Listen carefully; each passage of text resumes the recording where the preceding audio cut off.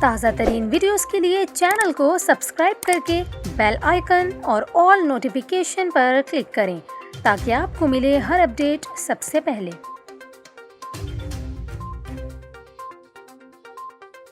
اور ابھی آپ کو بتائیں، بجلی کے بریک ڈاؤن پر وزارت توانائی کا بیان سامنے آ گیا، جس میں اس بریک ڈاؤن کی وجوہات بتائی گئی ہیں۔ وزارت توانائی نے جاری کیے گئے اعلامیے کے ذریعے بتایا ہے کہ ملک کے جنوبی ٹرانسمیشن سسٹم میں حادثاتی خرابی ہوئی ہے۔ اعلامیے میں وزارت توانائی کا کہنا ہے کہ اس حادثاتی خرابی کے باعث متعدد جنوبی پاور پلانٹس مرحلہ وار ٹرپ ہو رہے ہیں۔ اعلامیے کے مطابق پاور پلانٹس ٹرپ ہونے سے ملک کے جنوبی حصے میں بجلی کی ترسیل میں رکاوٹ آ رہی ہے۔ اس کے علاوہ وزارت توانائی پوری تندہی سے خرابی کی وجہ کی تفتیش کر رہی ہے۔